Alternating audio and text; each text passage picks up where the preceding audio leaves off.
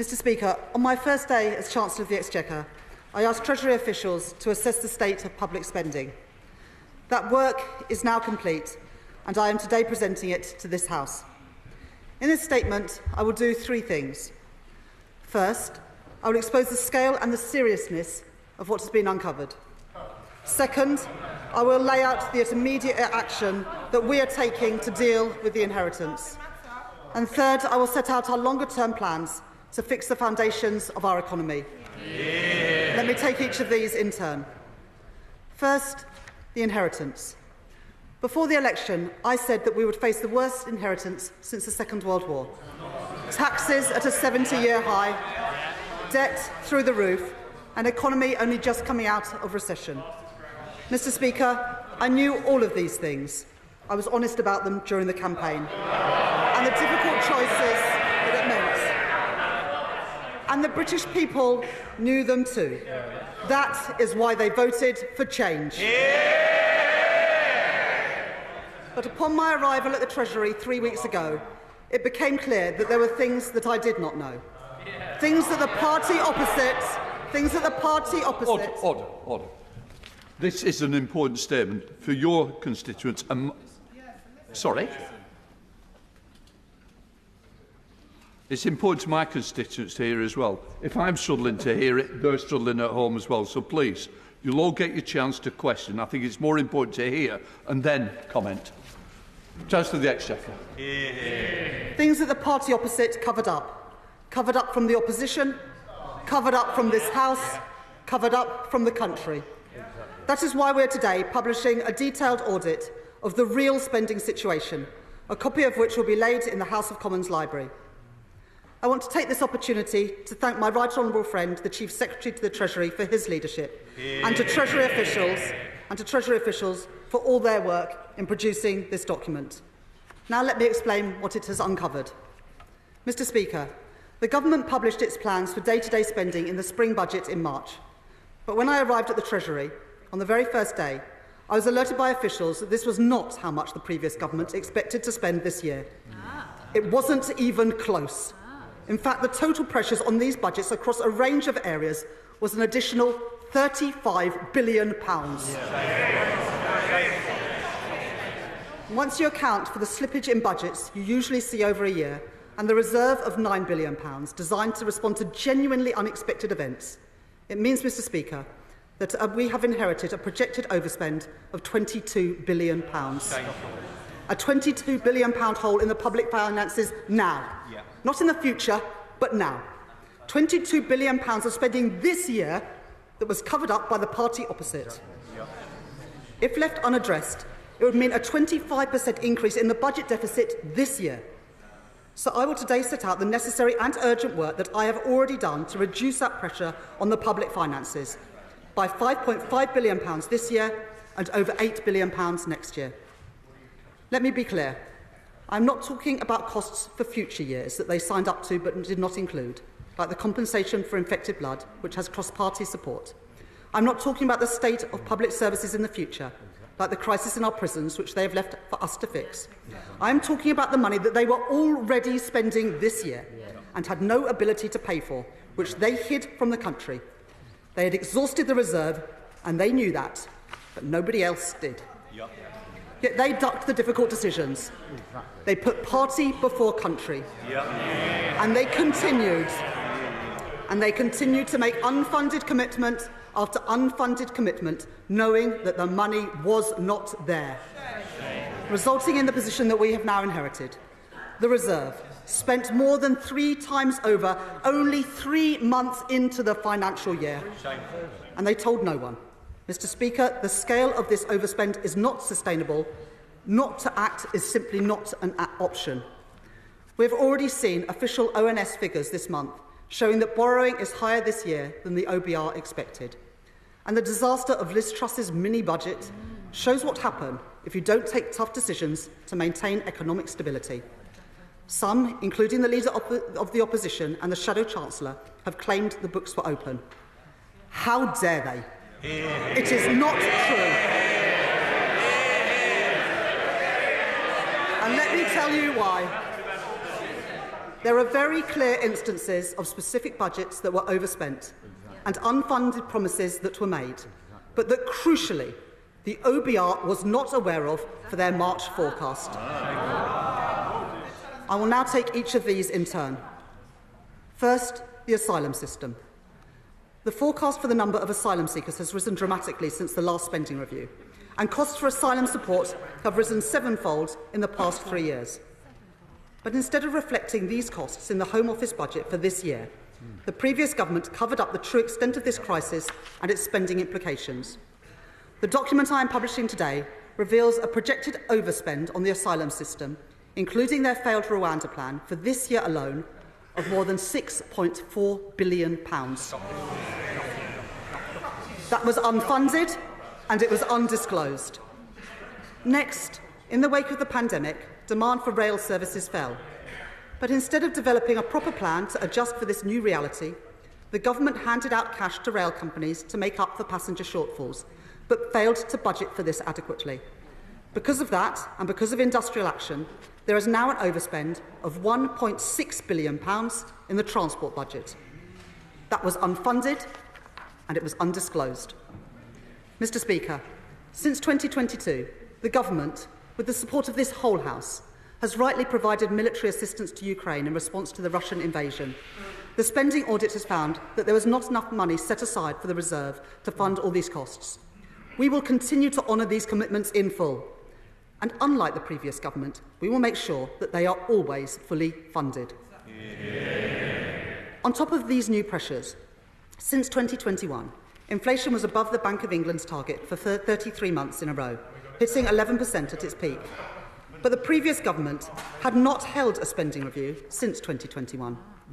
That means they never fully reflected the impact of inflation in departmental budgets. This has had a direct impact on budgets for public sector pay. When the last spending review was conducted, it was assumed that pay awards would be 2% this year. Ordinarily, the government is expected to give evidence to the pay review bodies on affordability. But extraordinarily, this year, the previous government provided no guidance on what could or could not be afforded to the pay review bodies. This is almost unheard of, but that is exactly what they did. Worse still, the former Education Secretary had the pay review body recommendations sitting on her desk. But instead of responding and dealing with the consequences, they shirked the decisions that needed to be taken. I will not repeat their mistakes. Where the previous government provided no transparency to the public and no certainty for public services, we will be open about the decisions which are needed and the steps that we are taking. That begins with accepting in full the recommendations of the independent pay review bodies, and the details of these awards are being published today. That is the right decision for the people who work in, and most importantly, the people who use our public services, giving hard-working staff the pay rises they deserve, while ensuring that we can recruit and retain the people we need. It should not have taken this long to come to these decisions, and I do not want to be in this position again. So I will consider options to reform the timetable for responding to the pay review bodies in the future. This decision is in the best interests of our economy too. The last government presided over the worst set of strikes in a generation. This caused chaos and misery for the British public, and it wreaked havoc on the public finances. Industrial action in the NHS alone cost the taxpayer £1.7 billion last year. That is why I am pleased to announce today that the government has agreed an offer to the junior doctors, which the BMA are recommending to their members. My right honourable friend, the Health Secretary, will set out further details. Let me pay tribute to him. His leadership on this issue has paved the way to ending a dispute which has caused waiting lists to spiral, operations to be delayed and agony for patients to be prolonged. Today marks the start of a new relationship between the government and staff working in our National Health Service, and the whole country will welcome that. Mr. Speaker, where the previous government ducked the difficult decisions, I am taking action, because knowing what they did about the state of the public finances, they continued to make unfunded commitment after unfunded commitment. that they knew they could not afford, putting party before country, leaving us with an overspend of £22 billion this year. Where they presided over recklessness, I will bring responsibility. I will take immediate action. Let me set this out in detail. First, on pay. I have today set out our decision to meet the recommendation of the pay review bodies. Because the previous government failed to prepare for these recommendations in their departmental budgets, they come at an additional cost of £9 billion this year. So the first difficult choice I am making is to ask all departments to find savings to absorb as much of this as possible, totalling at least £3 billion. To support departments as they do this, I will work with them to find savings ahead of the autumn budget, including through measures to stop all non-essential spending on consultancy and government communications. And I am taking action to ask departments to find 2% savings in their back office costs. Mr Speaker, I will now deal with a series of commitments made by the previous government which they did not fund, because if we cannot afford it, we cannot do it.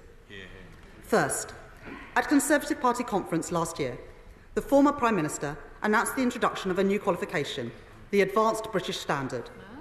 That is a commitment costing nearly £200 million next year, rising to billions across future years. Mr Speaker, this was supposed to be the former Prime Minister's legacy, but it turns out he didn't put aside a single penny to pay for it. So we will not go ahead with that policy, because if we cannot afford it, we cannot do it. Next year, the Illegal Migration Act, passed by the previous government, made it impossible to process asylum applications or remove people who have no right to be here. Instead, they relied on a doomed policy to send asylum seekers to Rwanda on planes that never took off, leaving tens of thousands of people stuck in hotels on the public purse. We need a properly controlled and managed asylum system where rules are enforced so that those with no right to be here are swiftly removed. So we have scrapped their failed Rwanda scheme, which placed huge pressure on the Home Office budget. To bring down these costs as soon as possible, my right honourable friend, the Home Secretary, has already laid legislation to remove the retrospective element of the Illegal Migration Act, which will significantly reduce the use of hotel accommodation. These measures will save nearly £800 million this year and avoid costs spiralling even further next year. This was a bad use of taxpayers' money, and we will not do it. Mr Speaker, the previous government claimed it was levelling up the country. It made promise after promise to the British people. But the spending audit has uncovered that some of those commitments weren't worth the paper that they were written on. At autumn statement last year, the former Chancellor announced £150 million for an investment opportunity fund. But not a single project has been supported from that fund. So following discussions with my right honourable friend, the Deputy Prime Minister, I am cancelling it today. Because if we cannot afford it, we cannot do it. The previous government also made a series of commitments on transport, promises that people expected to be delivered, promises that many members across this House campaigned on in good faith. But the party opposite has failed them. We have seen from the National Audit Office the chaos that the previous government presided over, projects over budget and delayed again and again. The spending audit has revealed £1 billion of unfunded transport projects that have been committed to next year. So my right honourable friend, the Transport Secretary, will undertake a thorough review of these commitments. As part of that work, she has agreed not to move forwards with projects that the previous government refused to publicly cancel, despite knowing full well that they were unaffordable. That includes proposed work on the A303 and the A27. And my right honourable friend will also cancel the Restoring Our Railway programme, saving £85 million next year, with individual projects to be assessed through her review.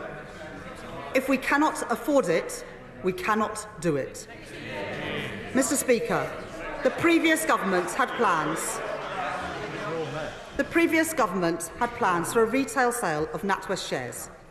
We intend to fully exit our shareholding in NatWest by 2025-26.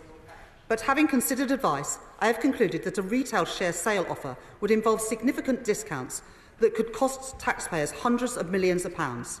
It would therefore not represent value for money, and it will not go ahead. It is a bad use of taxpayers' money, and we will not do it. Next, let me address the unfunded pressures in our NHS and our social care sector. In October 2020, the government announced that 40 new hospitals would be built by 2030.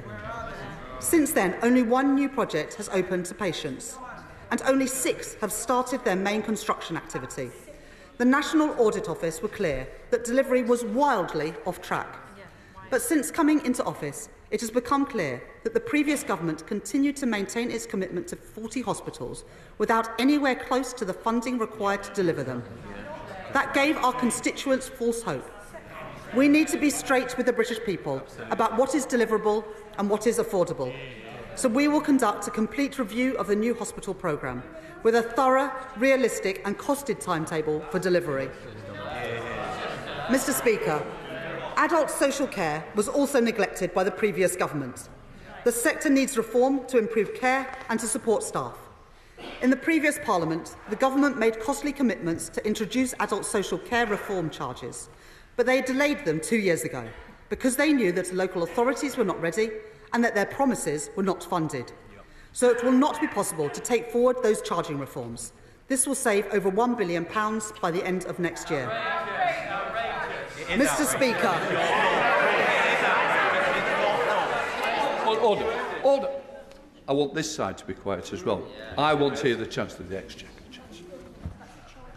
I can understand why people and members are angry. I am angry too. The previous government let people down. Mr. Speaker, the previous government made commitment after commitment without knowing where the money was going to come from. They did this repeatedly, knowingly and deliberately. Today I am calling out the Conservatives' cover-up, and I am taking the first steps to clean up what they have left behind. But the scale of the inheritance we have been left means the decisions we have so far announced will not be enough. This level of overspend is not sustainable. Left unchecked, it is a risk to economic stability. And unlike the party opposite, I will never take risks with our country's economic stability. So it therefore falls to us to take the difficult decisions now to make further in-year savings. Mr. Speaker, the scale of the situation we are dealing with means incredibly tough choices. I repeat today the commitment that we made in our manifesto to protect the triple lock. But today I am making the difficult decision that those not in receipt of pension credit or certain other means-tested benefits will no longer receive the winter fuel payment from this year onwards.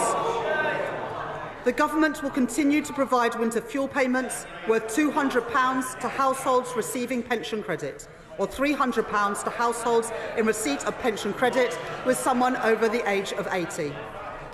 Let me be clear, this is not a decision I wanted to make, nor is it the one that I expected to make. But these are the necessary and urgent decisions that I must make. It is the responsible thing to do, to fix the foundations of our economy and bring back economic stability.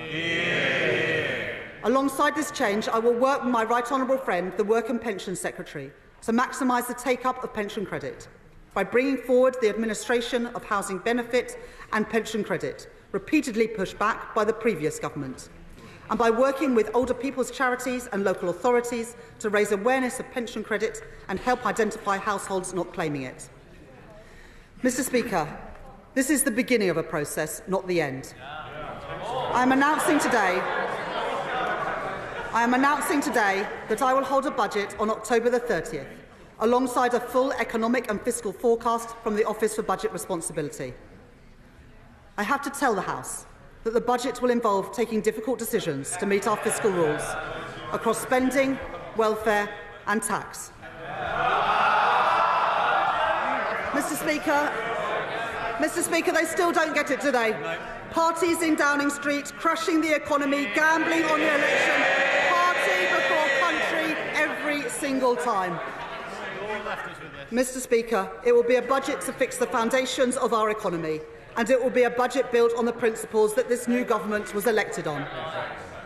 First, we will treat taxpayers' money with respect by ensuring that every pound is well spent. And we will interrogate every line of public spending to ensure it represents value for money. Second, I can repeat from the dispatch box, our manifesto commitment that we will not increase taxes on working people. That means we will not increase national insurance, the basic, higher or additional rates of income tax or VAT. And today, my honourable friend, the Exchequer Secretary, is publishing further detail on our manifesto commitments to close tax loopholes and clamp down on tax avoidance, to ensure we bring in that money as quickly as possible. My third principle is that we will meet our fiscal rules. We will move the current budget into balance, and we will get debt falling as a share of our economy by the end of the forecast. These are the principles that will guide me at the budget. But let me be honest, challenging trade-offs will still remain. So today I am launching a multi-year spending review. This review will set departmental budgets for at least 3 years, providing the long-term certainty that has been lacking for too long. As part of that process, final budgets for this year and budgets for next year, 2025-26, will be set alongside the budget on the 30th of October. I will look closely at our welfare system, because if you can work, you should work. That is a principle of this government. Yet under the previous government, welfare spending ballooned, while inactivity has risen sharply in recent years. So we will ensure that the welfare system is focused on supporting people into employment. And we will assess the unacceptable levels of fraud and error in our welfare system and take forward action to bring that down. Mr. Speaker, to fix the foundations of our economy, we must ensure that never again can a government keep from the public the true state of our public finances. The fiscal framework which I have inherited had several flaws. It allowed the government to run down the clock on departmental budgets, to avoid difficult decisions and push them back beyond the election. So I am announcing the most significant set of changes to our framework since the inception of the Office for Budget Responsibility. These changes will come into effect in the autumn. First, we have introduced legislation to ensure we can never again see a repeat of the mini-budget. Second, we will require the Treasury to share with the Office for Budget Responsibility its assessment of immediate public spending pressures and enshrine that rule in the Charter for Budget Responsibility, so that no government can ever again cover up the true state of our public finances. And finally, we will ensure that never again do public service budgets get set at only a few months' notice. Instead, spending reviews will take place every 2 years with a minimum planning horizon of 3 years to avoid uncertainty for departments and to bring stability to our public finances. I have already spoken to the Chair of the Office for Budget Responsibility to brief him on the findings of our audit and our reforms. Mr. Speaker, by launching the spending review, I am also today starting the firing gun on a new approach to public service reform to drive greater productivity in the public sector. We will embed an approach to government that is mission-led, that is reform-driven, with the greatest focus on prevention and integration of services at both a national and local level, and that is enabled by new technology, including through the work of my right honourable friend, the Secretary of State for Science, Innovation and Technology, on the opportunities of AI to improve our public services. We will establish a new Office of Value for Money, with an immediate focus on identifying areas where we can reduce, stop or improve the value of spending.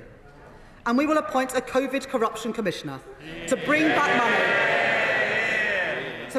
money that is owed to taxpayers after contracts worth billions of pounds were handed out to the previous government during the pandemic. Ahead of the spending review, I will also review the cost of our political system, including restricting eligibility for ministerial severance payments based on time in office. I expect all levels of government to be run effectively and efficiently, and I will work with leaders across our country to deliver just that. That means effective local government, a civil service delivering good value for the British taxpayer, and reform of our political institutions, including the House of Lords, to keep costs as low as possible.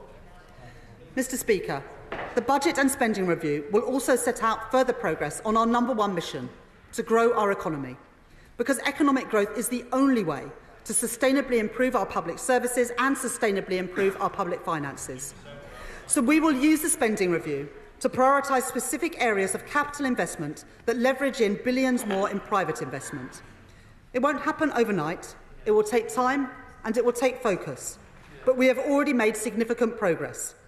Planning reforms to get Britain building, a national wealth fund to catalyse private investment, a pensions investment review to unlock capital for our businesses, Skills England to create shared national ambition to boost skills across our country, and work across government on a new industrial strategy, driven forward by a growth mission board to ensure we deliver on our commitments. Our country has fundamental strengths on which we can build, and I look forward to welcoming business leaders to the International Investment Summit in Britain later this year. Because I know that if we can create the stable conditions which investors need to thrive, we will return confidence to our economy, so that entrepreneurs and businesses, big and small, know that this is the best place in the world to start and grow a business, because that is the bedrock on which economic growth must be built. Mr. Speaker, the inheritance from the previous government is unforgivable. After the chaos of Partygate, when they knew trust in politics was at an all-time low, they gave false hope to Britain. When people were already being hurt by their cost of living crisis, they promised solutions that they knew could never be paid for. Roads that would never be built, public transport that would never arrive, hospitals that would never treat a single patient. They spent like there was no tomorrow, because they knew that someone else would pick up the bill. And then in the election, and perhaps this is the most shocking part, they campaigned on a platform to do it all over again. More unfunded tax cuts, more spending pledges, but all the time knowing they had no ability to pay for them. No regard for the taxpayer, no respect for ordinary hard-working people. I will never do that. I will restore our country's economic stability. I will make the tough choices. I will fix the foundations of our economy so we can rebuild Britain and make every part of our country better off. I commend this statement to the House. I now call the Shadow Chancellor of the Exchequer, Jeremy Hunt. Thank you, Mr. Speaker, and I thank the Chancellor for advance sight of her statement, and I echo her thoughts for the people and emergency services of Southport. Today, she will fool absolutely no one with a shameless attempt to lay the grounds for tax rises she didn't have the courage to tell us about. Order. Now then, this is the Cabinet. I want it to act like a Cabinet, like a rabble that's trying to show the Shadow Chancellor. Jeremy Hunt. She says, Mr. Speaker, the information is new. But she herself told the Financial Times, you don't need to win an election to find out the state of public finances, as we've got the OBR now. Paul Johnson of the IFS says the state of public finances were apparent pre-election to anyone who cared to look, which is why he and other independent figures say her argument is not credible and won't wash. Those public finances were audited by the OBR just 10 weeks before the election was called. We're now expected to believe that in that short period, a £20 billion black hole has magically emerged. But every single day in that period, in fact since January, in line with constitutional convention, she has had privileged access to the Treasury Permanent Secretary. She could find out absolutely anything she needed. So will she confirm today to the House she did have meetings with the Permanent Secretary of the Treasury before the election? Will she tell the House if they discussed public finances? Will she tell the House if they discussed any of the pressures she's talking about today? And if so, why are we only hearing today what she wants to do about them? That's why today's exercise is not economic, it's political. She wants to blame the last Conservative government for tax rises and project cancellations she's been planning all along. The trouble is, even her own published numbers expose the fiction behind today's announcement. Just 4 days ago, she presented to the House the government's estimates of spending plans for the year. Those estimates are a legal requirement, and the official guidance manual is clear. Departments are responsible for ensuring that estimates are consistent with their best forecast of requirements. They're signed off by the most senior civil servants, the accounting officers in every department. Yet 4 days on, the Chancellor is saying those estimates are wrong. So who's right, politically neutral civil servants or a political Chancellor? If she's right, will she ask the Cabinet Secretary to investigate those civil servants? And will she apologise to the House for laying misleading estimates?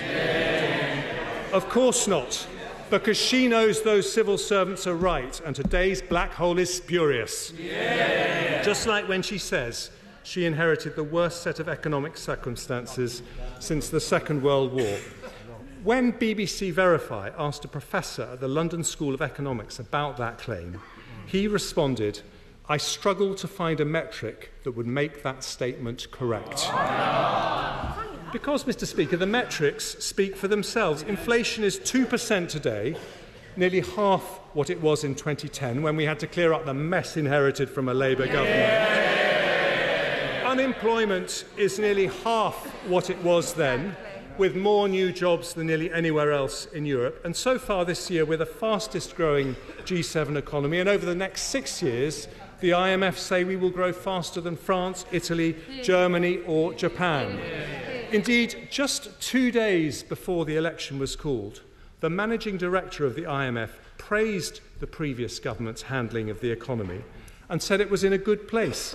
This week, the Institute for Fiscal Studies said it was not a bad situation to take charge of and certainly not comparable to the 1940s or 1970s. Mr. Speaker, if you're in charge of the economy, it's time to stop trash talking it. What's the point of going to New York or Brazil to bang the drum for more investment if you come home with a cock and bull story about how bad everything is? She should stop playing politics with Britain's reputation and get on with running the economy. So when it comes to public finances, will she confirm to the House that far from being broke and broken, as Downing Street briefed the media, the forecast deficit today is 4.4% compared to 10.3% when Labour left office in 2010. In other words, when Labour was last in office, we were borrowing double current levels. And will she confirm another difference between today and 2010? The Conservatives came to office then being honest about our plans and saying very straightforwardly we needed to cut the deficit, whereas she's just won an election telling us repeatedly taxes will not go up.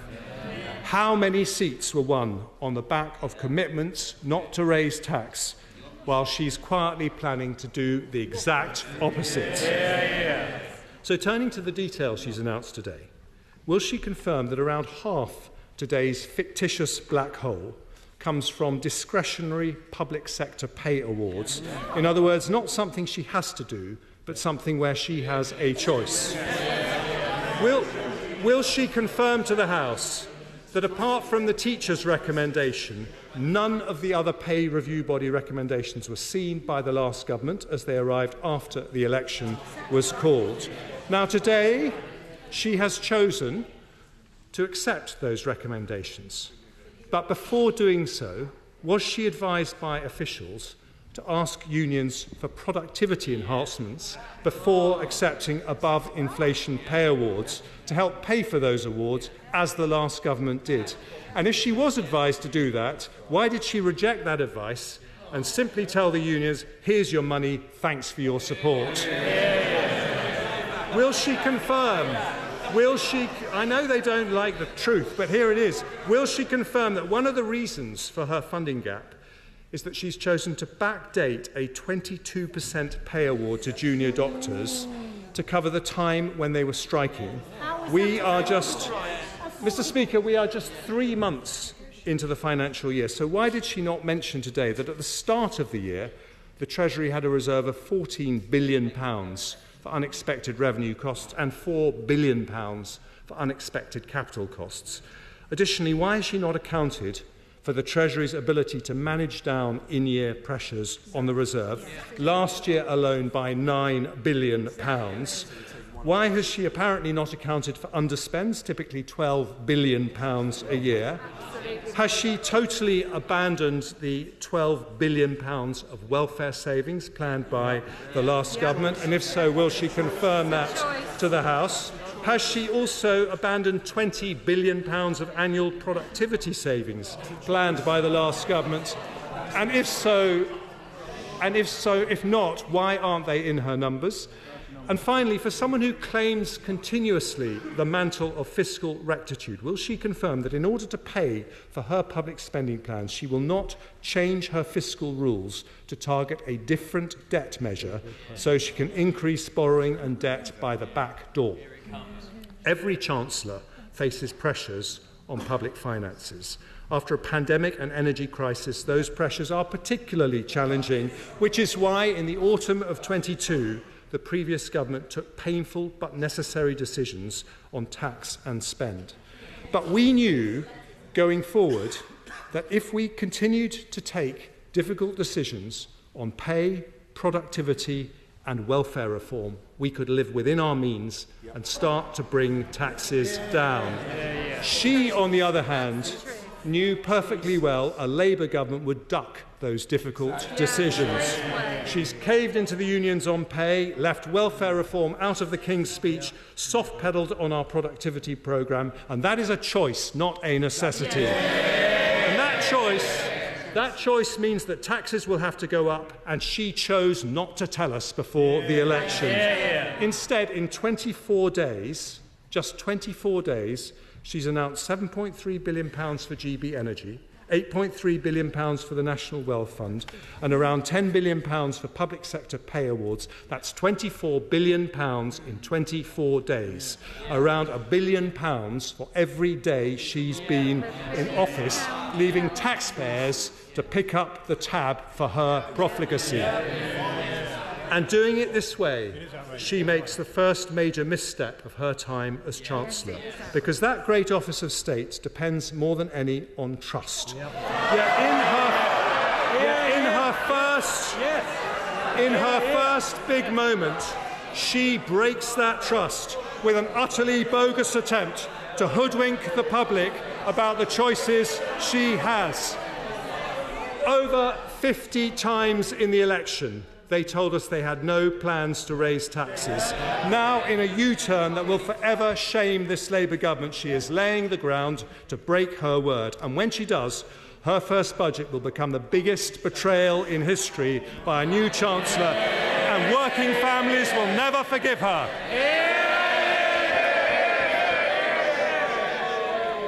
The Shadow Chancellor had an opportunity this afternoon to admit what he had done, the legacy that he had left. But instead, he takes no responsibility. The word the country was looking for today was sorry. The Shadow Chancellor could not find those words. No wonder the party opposite so definitively lost the trust of the British people at the election 3.5 weeks ago. And we say never again. Never again should a party who plays fast and loose with the public finance should be in charge of the public finance. Order. Can I just say to the whips, you hold responsible jobs, and I expect you to keep them that way. Just because you might not be the end of the bench doesn't mean you're going to chunter all the way through and pass comment. I don't need it, and I won't put up with it. Chancellor. So first of all, specifically on the black hole, we couldn't have known these numbers because the party opposite didn't tell the OBR these numbers. That is why we are in the position we are in today, and that is the biggest scandal of them all. The Shadow Chancellor asks about the estimates.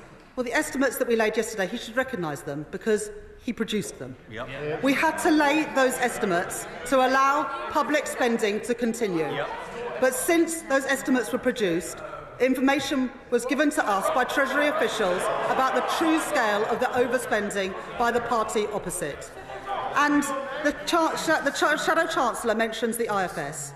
Well, Paul Johnson from the IFS has just said that it appears that these overspends are genuinely unfunded. The words not of me, but the Independent Institute for Fiscal Studies, which the Shadow Chancellor referenced. The Shadow Chancellor mentioned what happened to the reserve. Well, the reserve has been spent, Shadow Chancellor. It was spent by you 3 times over. That is why we are in a position of a £22 billion in-year gap between spending that was happening and the funding to produce it. Now, if the Shadow Chancellor could do all the things that he spoke about today, why weren't they in the forecasts? If he was able, as he says, to make those in-year changes on welfare and on productivity, then they would have been in the forecasts. They were not. On the issue of the pay review bodies, the previous government set the remit for the pay review bodies, but they refused to give them any indication of affordability. That is almost unprecedented. The teachers reported before the election, and that recommendation sat on the former Education Secretary's desk. Today we are drawing a line on the industrial action. The £1.7 billion cost to the NHS alone last year, 1.4 million cancelled appointments. And we are incorporating a third of those pay increases into efficiencies into our public services, as the Shadow Chancellor suggested that we should. And when it comes to tax, I'm not going to take any lessons from the party opposite. The party opposite took the tax burden to the highest level in 70 years. Mr. Speaker, the response of the Shadow Chancellor today just confirms what we already knew. This previous government was deluded, out of touch and grossly irresponsible. Today, we begin to fix the mess that they have created.